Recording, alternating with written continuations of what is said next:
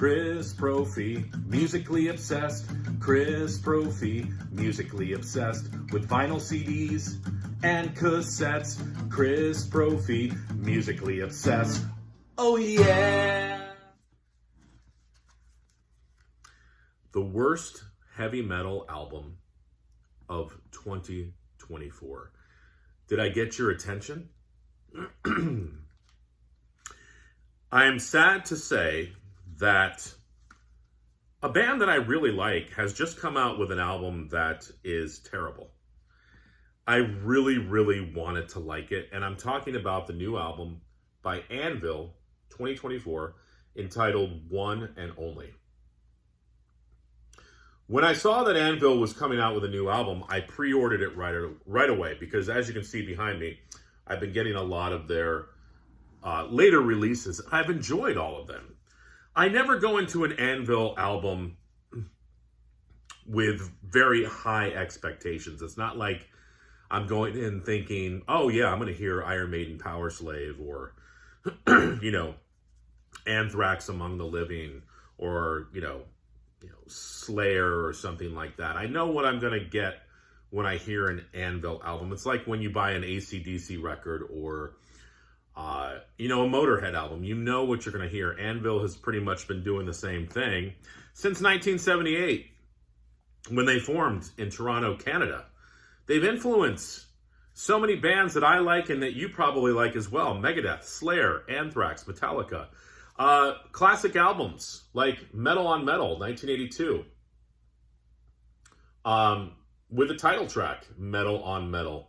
Going on to influence many of these bands that we know and love. Anvil never reached the heights of a lot of these other bands. And we saw that in the documentary. I love the Anvil documentary. It was great. I felt for those guys. Going out every year, touring, going to places where there was nobody there. Lips, the lead singer, delivering, I think it was like food or something to a local school as a second job. Like, you felt for these guys. You wanted them to succeed. And I like Anvil. I liked a lot of their stuff. On all these albums behind me, there's definitely 4 or 5 songs that I really, really like on all those albums. Lips has never been the greatest singer. He's never been the greatest lyricist, but you listen to it and you like Anvil for what they are, if you're an Anvil fan. So with all that background, that's what I went into with this album. I was just expecting an Anvil album that I was really, really going to like. The packaging is great, as always. The production is great. There are some killer riffs in this album. Lips is a great guitar player. But once the vocals come in on this album, for whatever reason, and I know Lips' vocals, I've heard them plenty of times. Something's off on this album, though.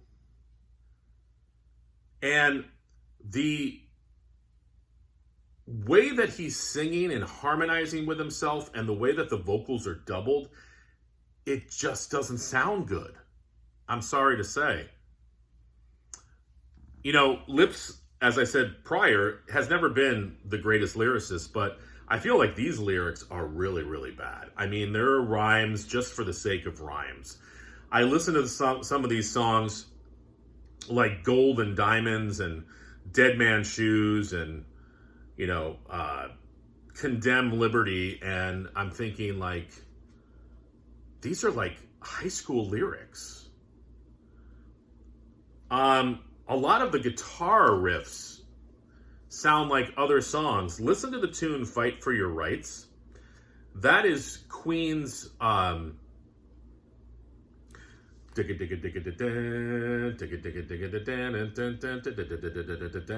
song is that? Metallica covered it too. It's Queen's Stone Cold Crazy. I already mentioned the lyrics. Questionable drum fills on this album, which I don't understand. It sounds like a local county fair metal band. And I know I'm totally dissing this record, but I wanted just an Anvil album that I was really gonna like, and this is not it. And if you're an Anvil fan or if you're a heavy metal fan, I wouldn't even bother getting this record. I'm hoping that the next one's gonna be good. What are your thoughts? Have you listened to the new Anvil album? There's really nothing I can dig my teeth into, and I don't think I'm ever going to listen to this album again. I'm going to keep it, but it's bad. You're welcome.